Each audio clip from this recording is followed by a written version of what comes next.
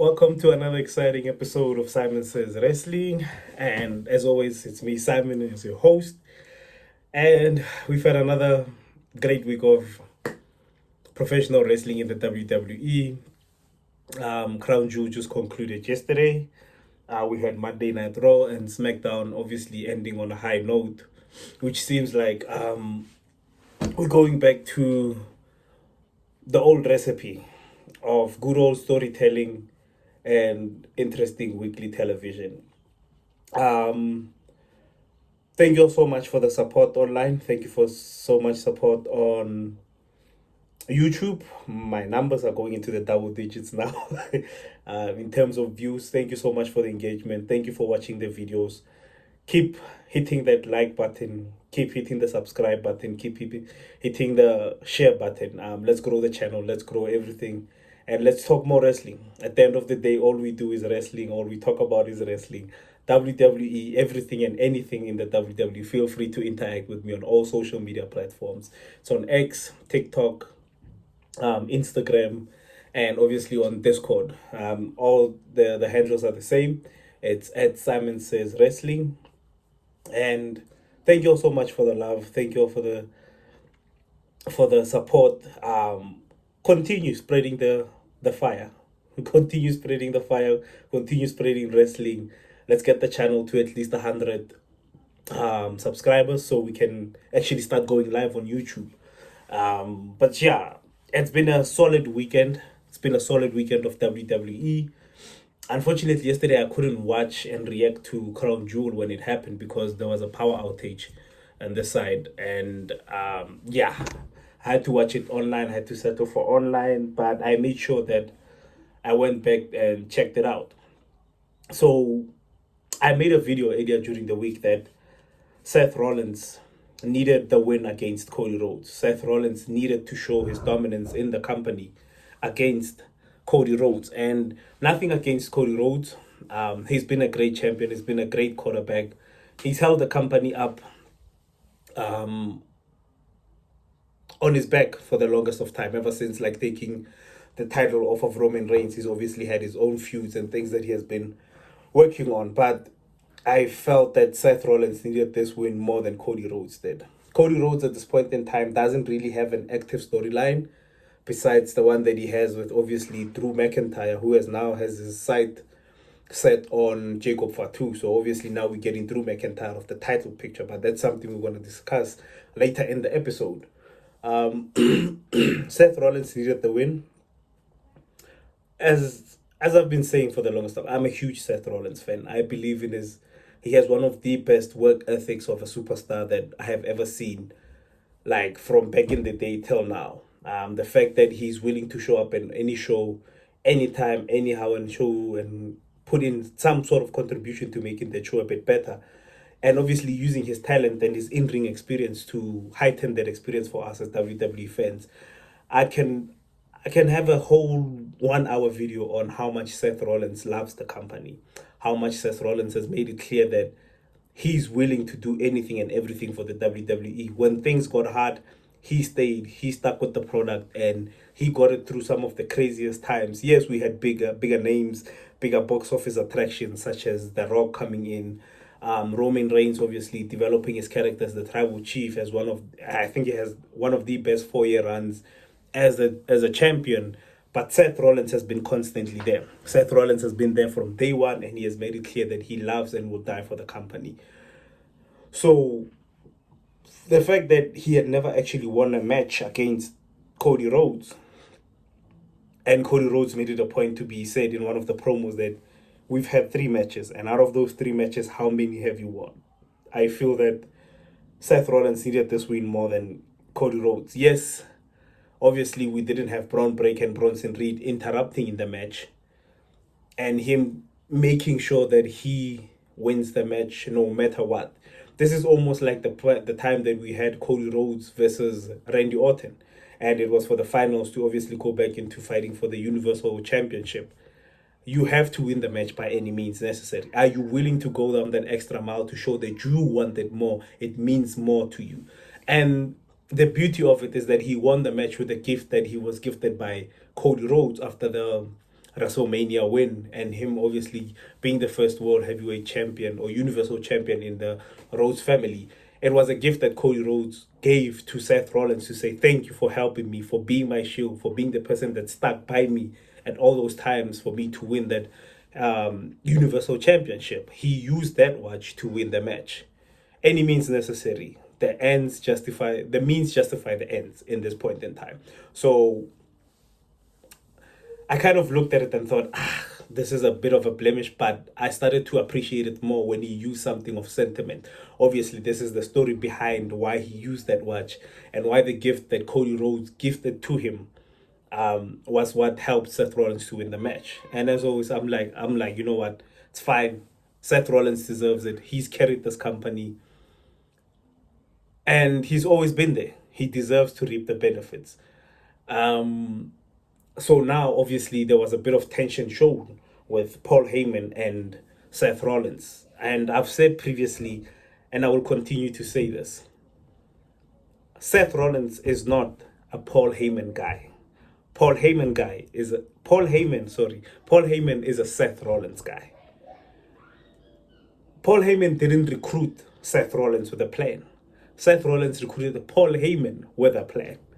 So in this instance, I think the only Paul Heyman guy that we have in this whole group of the Vision is actually Braun Breaker, because he has made it very clear in the past and even in his promos till this day, Paul Heyman sees a lot of potential, and rightfully so, in Braun Breaker. Braun Breaker is the future of the company, and Paul Heyman is banking on Braun Breaker.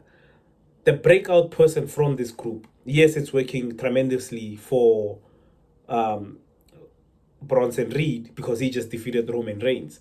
But the breakout superstar, the main point, the focal point of this group is Braun Breaker. Braun Breaker is the megastar. Braun Breaker is the main eventer.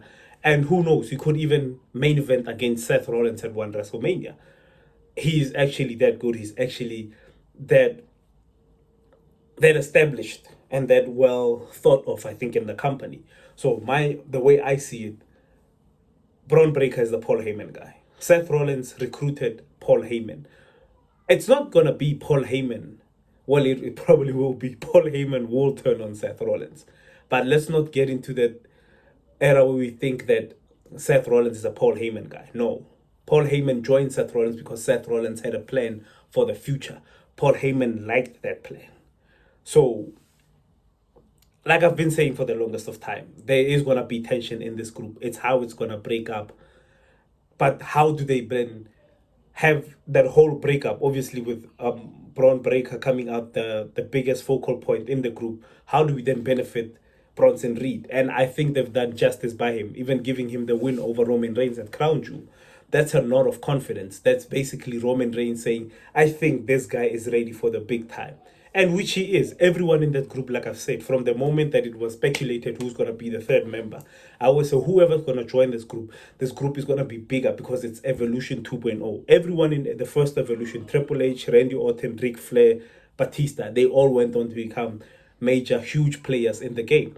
I think this is the vision with Braun Breaker, Bronson Reed.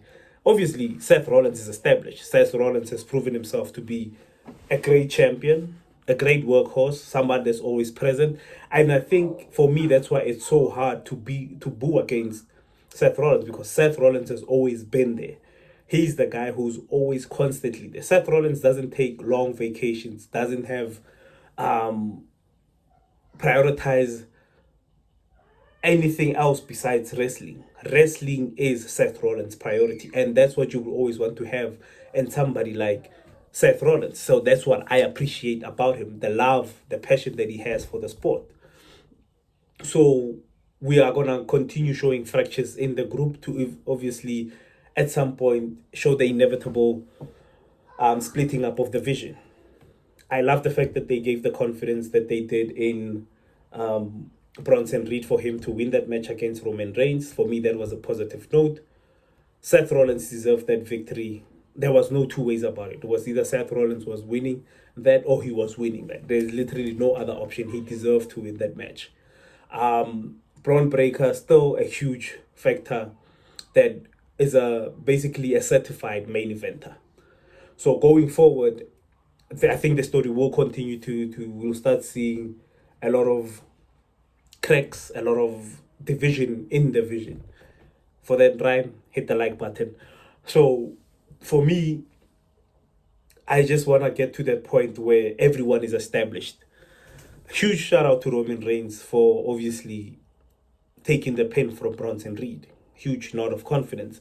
But we're back to Roman Reigns, Jey Uso, Jimmy Uso, turmoil in the family. Another video that I've posted and another opinion that I'll always stand by is the fact that what Roman Reigns said in that promo after the match, it always looks like he can't do things alone without the Usos. Sadly, that's true. We are yet to see Roman Reigns stand on his own and take back what belongs to him. I believe personally he can't do it alone. I believe that Roman Reigns will always have to have a shield, no pun intended, around him to get to where he needs to be. Roman Reigns is going to stand on an island with just Roman Reigns. He's not going to have the wise man. He's not going to have his right-handed man. And he's not going to have Jimmy Uso. What I was suggesting is the fact that I think this is Jimmy Uso's time to step out of the shadows of his whole family. For him to step up, to show that him as a singles competitor can actually elevate himself. He's the only person in the bloodline, the entire bloodline. I mean, the original bloodline. Solo Sikoa, Sami Zayn, Roman Reigns, Jimmy, Jey Uso. They've all held singles championships. Jimmy Uso hasn't. Jimmy Uso has always had aspirations to be bigger than what he already is. He hasn't held the singles title. It's time for Jimmy Uso to stop showing up for people who don't care about him. People who are using him to get the upper hand to further themselves rather than benefiting him. Jimmy Uso, the reason he came to Monday Night Raw was that a lot of fans, me specifically, I vouched for it because the Raw Tag Team division was in shambles. It needs the Usos. He came to help Jey Uso to try and retain his World Heavyweight Championship because he couldn't trust anyone. Jey Uso is the one that bled out to him and said, I can't do this alone. But weeks down the line, you have Jey Uso telling Jimmy Uso, I was running the play. Why aren't you following my lead? Why aren't you having my back? Yet he forgets the fact that the reason Jimmy Uso is here today is because to help him. Everyone seems to be taking a jab at Jimmy Uso for the fact that he'll never understand that having a World Heavyweight Championship. This guy has been there from day one. He's had Jey Uso's back. Through thick and thin, there was a heel turn that happened that didn't make sense. Now I think it's going to be justified. And I don't think he's going to be the heel because basically Roman Reigns and Jey Uso always think they are the ones that are twin brothers in this instant. Whilst the twin brother, the person that has always had Jey Uso's best interest in heart is Jimmy. But he always gets overlooked. It's when it starts getting way too late down the line, when things are all messy, when Roman Reigns is abusing his power, when Roman Reigns is just going crazy with power, that Jey Uso starts to snap out of things and says, oh, damn, I actually need my brother. I'm tired of seeing the bloodline use Jimmy Uso to elevate themselves while they're not giving anything back to him. So I would very much like to see Jimmy Uso step up and step out of the shadow of both Roman Reigns and Jey Uso. That's what I want to see. I want to see Jimmy Uso shine. I want to see Jimmy Uso with the World Heavyweight Champion, with the United States, with the Intercontinental Championship. I need to see Jimmy Uso with some sort of singles championship. And like I've been saying, I don't think Jey Uso is personally, this is my opinion. This is something that you can also comment down below and let me know what you think. But I don't think Jey Uso is ready to be the next tribal chief. He has an entrance, which basically by the time he gets to the ring is almost like a blown out balloon. He has to catch his breath to deliver he's always shouting, he's always pointing. He doesn't get his point across without having to be theatrical. Jimmy Uso has made this very clear. You can go look back at his old promos. He can be very serious, very menacing. Yes, he has a bit of a comedic element to him, but when he gets serious and when he gets into that phase where he wants to lay down the law and let it be known what his plan is, Jimmy Uso's your guy. Jey Uso at this point in time, I don't think is ready. I don't really appreciate his promo work. He has a great entrance, don't get me wrong. But when it comes to promo delivery, it's in a video that I also posted on social media, that you can't come out shouting every single time. You can't come out pointing, hey, at the top of your lungs to try and get a point across. Roman Reigns, in his term as the tribal chief, has only ever shouted, I think, 2 or 3 times. But in most cases, it was the confidence, it was the aura, it was the intention behind the words that made you believe that this guy is actually a tribal chief. Jimmy Uso is the perfect candidate. We're not going to see it coming. But we won't see it coming, but I will appreciate it once it happens, that Jimmy Uso needs to step up. I need a title run from Jimmy Uso by the end of this year. Enough with Roman Reigns. It's fine. He's the tribal chief. He had the greatest run in the 4 years that he had been the tribal chief. It's great. It's cool. I need Jimmy Uso to step up. I can't even emphasize it anymore. He's been overlooked, underestimated, and basically just like an oversight. He's an oversight. Everybody sees him as a +1. I need him to be the one. That's what I'm saying. So obviously we'll see how the whole bloodline story takes place as the weeks go by. Charlotte Flair and Alexa Bliss are going to be, obviously, I'm just going to be going from brand to brand, storyline to storyline, I'm not going to stick to a certain formula as reviewing, and I'm just going to go to the stories that caught my eye. Charlotte Flair and Alexa Bliss are defending the Women's Tag Team Championships with a team from NXT. That, for me, is perfect. Open up the borders, so to say. Open up the borders that divide SmackDown, Raw, and NXT. Huge shout out, side note, huge shout out to NXT, because NXT has really been cooking for the past couple of weeks. I don't really watch NXT that much, but I've seen the interactions, I've seen the shows that take place, the storylines that are basically happening on NXT. Obviously, social media with wrestling being covered on my timeline. Huge shout out to NXT, loving the work that they're doing, that basically brought back that feeling of the black and gold back to the brand. With Charlotte Flair and Alexa Bliss obviously going to defend their tag team championships against the team from NXT, I'm all for it. Like I've been saying, the women's division throughout the 3 brands is so minimum that you barely have new challenges and new people to try and walk into storylines. So for me, I'm for that one. I'm for it, and I would love to see more teams interact with each other. Women's, whether it's teams or single competitors, I would really love to see them actually take off the walls off of the female wrestlers, because obviously Roman Reigns and Cody Rhodes, mind you, are SmackDown superstars. Roman Reigns has been on Raw for the longest of time. If we can do that for Roman Reigns, why not do it for the women's division and open up all the borders and have them have multiple matches with multiple different women, whether it's singles or tag team? For me, I'm all for that one, and I would love to basically see how long Charlotte Flair and Alexa Bliss are going to be working together as a team. It's been recently posted on social media that they're actually looking into making Alexa Bliss the next Universal Champion. Even better, if you have Charlotte Flair and Alexa Bliss with the championship, Charlotte Flair started to get jealous and obviously wanting that for herself. We have a story there. I've always been one to say, if you can put a title on someone and have a long-term story that would ride out for the next 6 to 8 months with that title, it will be great to see. Tiffany Stratton as the Money in the Bank winner with Nia Jax being paired together, there was a story there.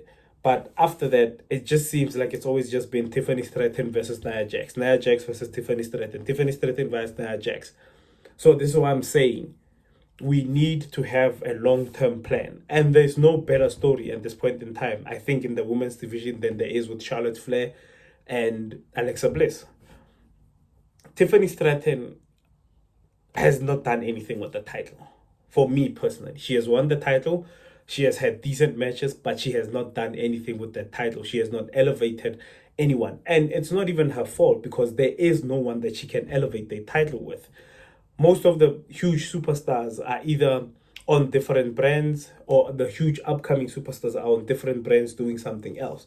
So for me, if we can put it on Alexa Bliss and we have a story with Charlotte Flair, run that out, have a tag team that can take the titles away from Charlotte Flair and Alexa Bliss to draw more division between the two, and have Alexa Bliss actually either turn on Charlotte Flair or Charlotte Flair turn on Alexa Bliss. Then we can have real heat on Charlotte Flair and have a reason to boo her. Not because of the personal stuff, not because we feel that she's being shoved down our throat, but because there's a storyline and there's something we can bite and sink our teeth into and say, she actually turned on Alexa Bliss when Alexa Bliss was being successful, when Alexa Bliss was being there for her when she had no one.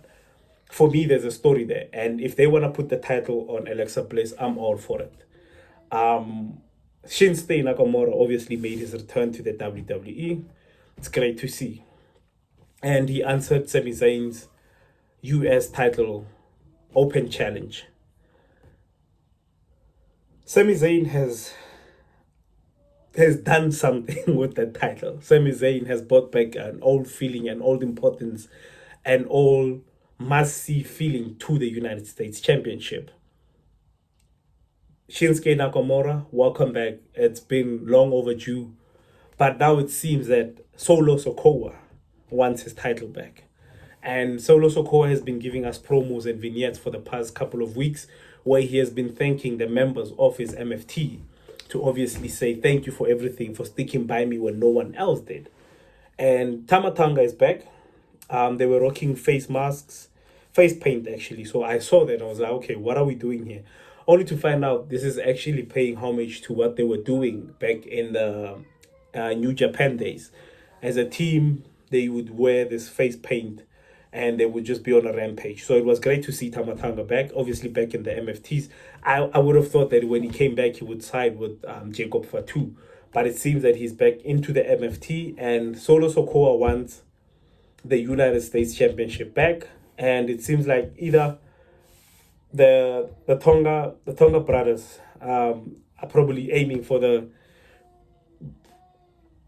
tag team championships. This is why they interrupted and obviously came face to face with the Wyatt Six. And the Wyatt Six, obviously, I think they're getting pulled out of the whole Street Profit story a bit too early, a bit too soon for me. I would have loved to see Uncle Howdy and Montez Ford have an interaction where we start rifting and building a drift between the Street Profits. I don't really understand, because the Wyatt Six are a heel faction. The MFTs are a heel faction. So we're going to have heel versus heel teams to go against each other for the tag team championships. And Solo Sikoa, obviously he has to go after Sami Zayn because Sami Zayn has the United States Championship. For me, the Street Profits are getting pulled out of the Wyatt Six story a bit too early. I would have loved to seen the mind games. I would have loved to seen the division actually coming from Uncle Howdy, given that supernatural presence that he has. But we haven't seen Uncle Howdy in a while. I don't know. Maybe took the wrong portal, landed up basically in a Monday Night Raw under the ring. We never know. But I would have loved to seen Uncle Howdy and Montez Ford have that dialogue. Have Uncle Howdy have that dialogue more often with Montez Ford and Angelo Dawkins to obviously drive that wedge. Now all of a sudden they're back, they're all good on the same page, the same team, after they've had so many miscommunications throughout the weeks. So I think it's a bit too early for us to be pulling out the Wyatt Six and the Street Profits. Yes, obviously the tag team theme has been played out and it's been dragged for the longest of time, but SmackDown has a healthy tag team division. We could have easily done and developed something else for the MFTs, but I would have loved to see the MFTs interact more, not the MFTs, man, the Street Profits interact more with Uncle Howdy and the Wyatt Six. And another interesting story that caught my attention was Selena Vega and Aleister Black. Aleister Black had a match with Damian Priest for a last man standing, and it's a real life couple. It's a real life couple partnership on TV, and I think it could work. I think it could work if scripted correctly. Obviously, when Andrade was announced to come back to the WWE, I thought pairing him with Zelina Vega would have been the perfect choice. But now they're pairing Zelina Vega with her real life husband in Aleister Black. So I'm very interested to see which approach they take. Aleister Black is very sinister, mysterious, and speaks in riddles. Zelina Vega has proven herself to be a good in-ring performer, could use a bit of polishing up here and there. But as a mouthpiece, Zelina Vega has always been a great, almost like representative of somebody that she's always been. That's how Andrade never had to worry about cutting promos, because he had Zelina Vega. So if they incorporate that marriage and that unity and understanding between the two, if booked correctly, this could be a deadly team to look out for. So I would love to see what they're gonna do going forward. Is then Aleister Black now done with Damian Priest, or are we then gonna move on to something else? R-Truth has been taken out of the picture. He hasn't been on TV for a while, because at some point in time there was a feud between Aleister Black and R-Truth. I guess we're just gonna act like that didn't happen. And it'll be interesting to see what Zelina Vega does and what she represents in Aleister Black, given the fact that Aleister Black, unlike Andrade, this is not throwing shade, he can actually cut a promo. He can deliver a promo. He can deliver a message, can deliver emotion. What more does Zelina Vega have to offer for Aleister Black? And the other thing that caught my attention this week is Lyra Valkyria is actually destined for a great future in the WWE. Lyra Valkyria, rightfully so. The team has, when I say team, I mean the WWE has so much hope and I would say trust in Stephanie Valkyria. Rightfully so. She's a great in-ring performer. She's an awesome in-ring performer, and they have so much hope in her. And I think going forward, she's already proven to be one of the greatest additions to the women's division. Questionable tattoos, but yeah, she's proven herself to be a great addition to the company. And for me personally, I don't mind it. I honestly do not mind it. The fact that she's getting all these accolades and she's getting all the wins that she is at this point in time, I love it for her. I think it's time we had someone to rival Charlotte Flair, to rival Rhea Ripley, and obviously superstardom and fan interactions. So it'll be interesting to see how other superstars obviously engage with her. I can't wait for Stephanie Valkyria to face Rhea Ripley. It's going to be a match for the ages. I can't wait to have her interact maybe with Charlotte Flair, with an Alexa Bliss. Open up the borders. Let's have these ladies go to NXT, go to SmackDown, try to push whatever they're trying to push. So for me personally, I love it for Stephanie Valkyria. I'm here for it. She's a great wrestler. Needs a bit of promo work here and there, but she is a great in-ring wrestler. And like she's always rebutted that with obviously saying that wrestling is my first language. So I love it for her.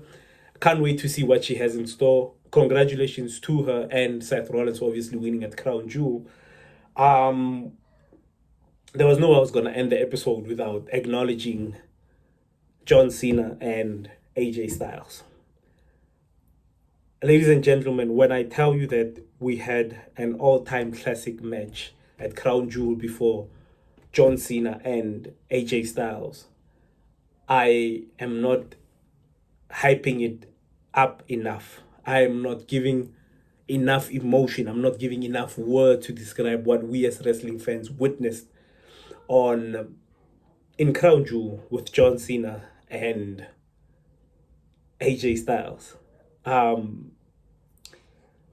lot of people will ask you, why do you still watch wrestling? Why do you cover it so much? And my answer from here onwards is go watch John Cena versus AJ Styles at Crown Jewel 2025. And if that's not going to convince you, go watch Shawn Michaels versus The Undertaker. The matches that they had in 2 consecutive WrestleManias, where at first it was Shawn Michaels versus The Undertaker for the streak, and the following match would be the streak versus career of Shawn Michaels. Like, I'm not even gonna give the whole long answer of saying it's because of the emotion, the storytelling, the risk that these people take with their bodies to try and entertain us. No, I'm no longer gonna give that definition. When you ask me why do I love professional wrestling, just go watch AJ Styles versus John Cena. A huge shout out to John Cena. He has 4 dates left. Who's gonna be his final opponent? Who's gonna be the last person to send John Cena back into the sunset? That's what we're looking at right now. He's faced everyone that he has needed to face. I think now would be time for John Cena to looking at putting over someone or putting over a smaller superstar and giving them a bigger platform. So it'll be interesting to see who's gonna be John Cena's final opponent. Who do you guys personally think? There's been rumors that it might be Gunther. There's rumors that it might be Dominic Mysterio. It'll be very interesting to see. At this point in time, I'm fulfilled. After watching the match with AJ Styles and John Cena, I cannot ask for more. I cannot ask for less from this man. He has given us 20 plus years of his body and his in-ring intelligence, and he has given it his all. I cannot ask for more after this match with AJ Styles.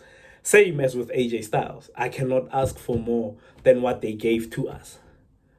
This is wrestling, ladies and gentlemen. This is why we watch it. This is why we love it. Ask any person, even you can even ask me, why do I watch wrestling? That's my answer from here onwards. John Cena versus AJ Styles.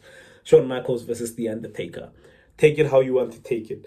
Let me know what you guys think. What stories caught your mind that we didn't cover, obviously, in this episode. Let me know who you guys are looking forward to, people facing off, who wants to go up against who, which matches, what's next. What's next after Crown Jewel? And also, the grading system with ESPN. Right before I posted this episode, I posted up a video on social media. I'm asking myself, do we really need the grading process? Or is it just something that's pulling the company backwards in terms of fan interaction? I don't know. I just find it unnecessary for the fact that we're going to be grading every WWE PLE. I'm not going to get too much into it. Go onto the page, go onto the social media sites, check out the videos, interact, comment down below. Let me know what you guys think. What stories caught your attention? What are you looking most forward to? Who do you think will be John Cena's last opponent? That is the end of this episode, guys. Thank you so much for watching the episode. And if you've come this far, don't forget to hit the like button. Don't forget to hit the subscribe. Hit the notification bell. Share the videos. Share the links. Let's interact. Anything, anytime, anyhow. If it's wrestling, I'm there. Thank you all so much for watching. Thank you all for the support. Truly blessed. Highly favored.